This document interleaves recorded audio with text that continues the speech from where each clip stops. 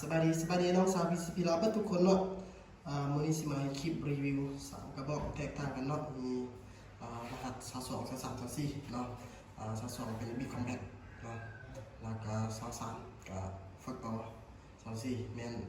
ท็อป A เนาะ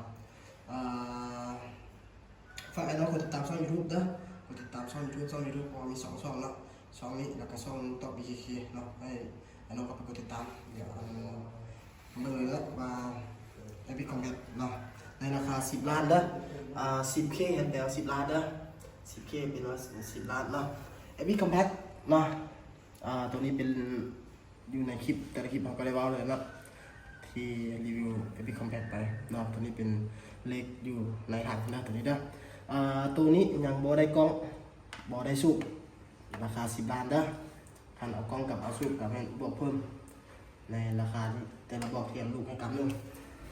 ตัวนี้ฟักต่อเนาะแฟกต่อเนาะเป็นสีทอง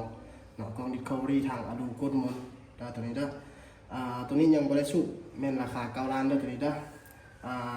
ปืนทุกบอกแม่นเราอัปเกรดวางให้พร้อมเป็นที่เรียบร้อยเนาะเก็บเสียง2รุ่นนี้เป็นอะแดปเตอร์งานเวียดได้ต้องงานเวียดส่วนบอกนี้เนาะตัวนี้เป็นท็อป A เนาะท็อป A กล้องดิสคัฟเวอรี่เนาะถังเป็นถังกลมนเนาะแต่ละบอกทุกบอกนี้เนาะเราอ่างฟักตอกับท็อป A นี่ลำแล้วเป็นลำ AM8 เด้อมีแต่ไอบิ๊กคอมแพคครับลำแม่นลำแบล็กกูลเนาะตัวนี้ราคานี้แม่นบริสุทธิ์เด้อราคา9 ล้านคือกันเนาะปืน3บอกนี่ที่เขาบอกราคาไปนี้แม่นบริสุทธิ์เนาะนี่ได้กล้อง